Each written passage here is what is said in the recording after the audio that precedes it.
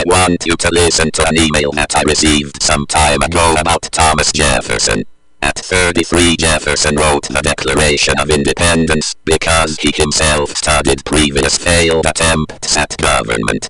He understood actual history, the nature of God, his laws, and the nature of man. John F. Kennedy held a dinner in the White House for a group of the brightest minds in the nation at that time. He made this statement: "This is perhaps the assembly of the most intelligence ever to gather at one time in the White House, with the exception of when Thomas Jefferson dined alone." To give you a hint at Jefferson's brilliance, here are some quotes Jefferson is known for saying: "When we get piled upon one another in large cities, as in Europe, we shall become as corrupt as Europe. The democracy will cease to exist when you take away from those who are willing to work, and give to those who will not work.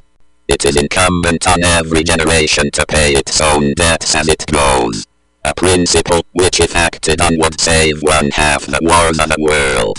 I predict future happiness for Americans if they can prevent the government from wasting the labors of the people under the pretense of taking care of them. My reading of history convinces me that most bad government results from too much government. And no free man shall ever be debarred the use of arms. The strongest reason for the people to retain the right to keep and bear arms is, as a last resort, to protect themselves against tyranny in government. The tree of liberty must be refreshed from time to time with the blood of patriots and tyrants. To compel a man to subsidize with his taxes the propagation of ideas which he disbelieves and abhors is sinful and tyrannical." In 1802, Thomas Jefferson said, "I believe that banking institutions are more dangerous to our liberties than standing armies.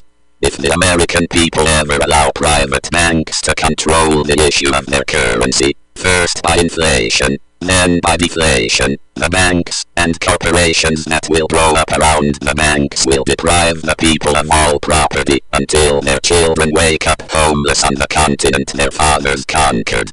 In considering this last statement, isn't that what the Democrats did when they repealed the Monetary Control Act in 1980? By repealing this act, millions lost their homes, and millions had their home devalued by 20% or more, and banks had to be bailed out, all because of actions of the Democrats.